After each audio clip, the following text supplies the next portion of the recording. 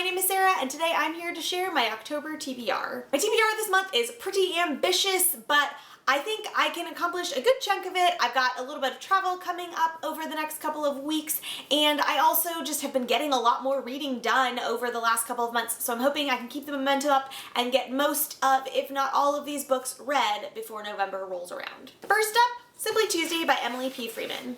I'm actually already a little over 100 pages into this one. I started it in September, but it's one of those books that, because it's nonfiction and just because of the topic and Emily's writing style, I wanted to read it very slowly and intentionally and really think through a lot of the things that she talks about. But I'm definitely planning to finish this one in the month of October, and will most likely be doing a review of it maybe before the month is over, but definitely in November, depending on exactly when I finish it.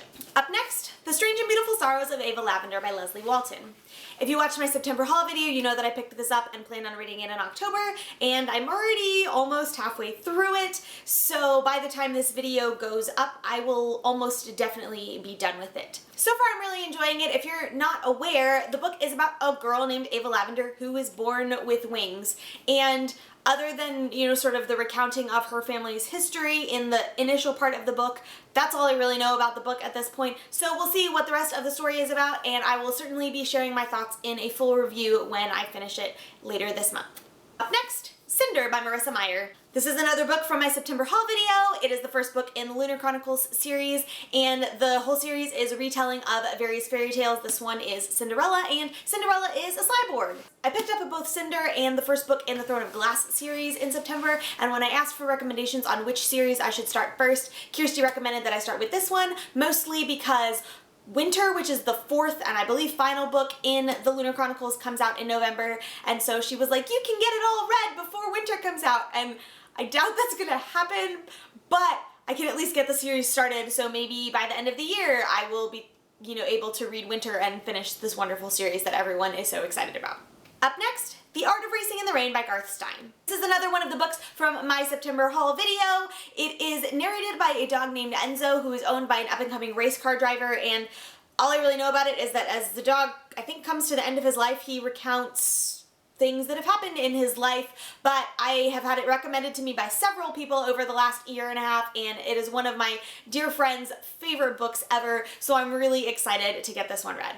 Up next, The Lost City of Faar by DJ McHale. This is the second book in the Pendragon series, which if you watch my September wrap-up video, you know that based on the recommendation of one of my really good friends, I am reading through the Pendragon series. I was warned before I started it that the first book is the weakest of the series, and that I should give it until books probably 3 or 4 before I made my official decision, so I'm continuing on with book 2 and really hoping that the series improves. Up next, Ready Player One by Ernest Cline. This book came up in a discussion with one of my best friends a few weeks ago, and the premise sounded really intriguing.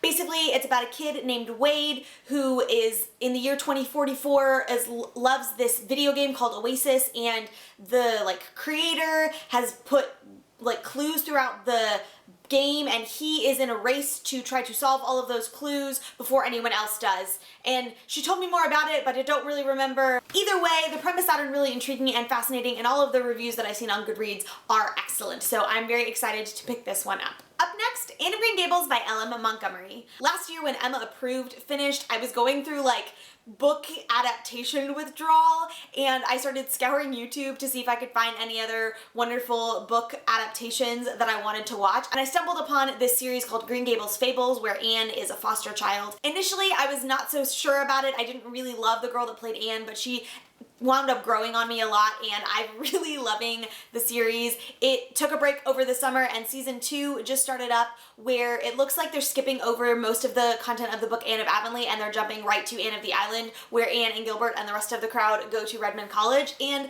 it's just making me very nostalgic for Anne of Green Gables. I haven't talked about the series at all on this channel yet, but Anne Shirley is my spirit animal. The series is one of my absolute favorites. She is my favorite character in literature, and in Gilbert are my OTP to the nth degree, and I'm having Anne Shirley withdrawal, and I need to reread the series.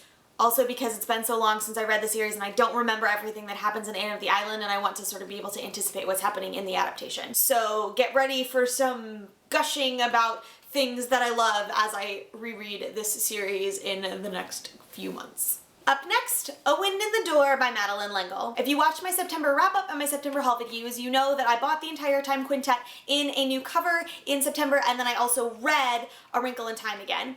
I decided that I wanted to continue reading the series as a reread because I discovered recently that there is a 5th book in what I thought was a quartet. It's actually a quintet, and I want to reread books 2, 3, and 4 as well before I read book 5. Up next, The Abolition of Man by C.S. Lewis. This is a super tiny book, really little, which is part of the reason that I decided I would go with this C.S. Lewis book first. My parents got me all of these beautiful covers of a lot of the sort of main C.S. Lewis classic theological books a few years ago for Christmas, and I've slowly been working my way through them. I most likely will get started with this book in October, but I don't know if I'll actually finish it. And finally, The Hunger Games by Suzanne Collins. So you are probably aware of the fact that Mockingjay Part 2 is coming out at the end of November. I love to reread a series before the final movie adaptations come out, just to refresh my memory on everything that happens, and I'm just one of those people where if I'm gonna reread the last book in a series, I just reread the whole thing, just for context's sake, and because I'm weird like that. So in an effort to get through the entire series before Mockingjay Part 2 comes out, I will probably start with The Hunger Games in the month of October. If not, I will definitely be one of the first ones that I pick up in November to make sure that I get through the entire series before the adaptation comes out on November 21st. So there you have it, friends. That is my October TBR. Like I said, it is pretty ambitious. If I actually wind up reading everything on this TBR, I will read 10 books, possibly even more, and that will be, you know, if I read more than 10 books, that's going to be the most books that I read in 1 month this entire year, which would be pretty exciting. Also exciting note, if I finish even just 2 books, which will potentially have happened before this video actually even goes live, I will officially have completed my goal of reading 52 books in 1 year, which makes me super excited because it is the most books I've read in a year in a really long time, and it's also the first time in the last couple of years that I've actually hit my reading goal. Also, I know that I said in my September wrap-up video that I was going to be doing a review of The Little Paris Bookshop by Nina George today, but then I decided that I was going to do an October TBR, which I'd kind of gone back and forth on, and it just felt better to do the September wrap-up and then the October TBR, so The Little Paris Bookshop review is coming on Friday, so be sure to watch out for that. Thank you so much for watching. I hope you enjoyed hearing all of the books that I might end up reading in October. We'll see how my ambitions match up with, you know, my actual performance in this category. If you've read any of the books that I talked about in this video, please let me know in the comments, and I will see you next time. Bye! I kind of got the Katniss braid going, so, you know, I got the outfit right for talking about the Hunger Games.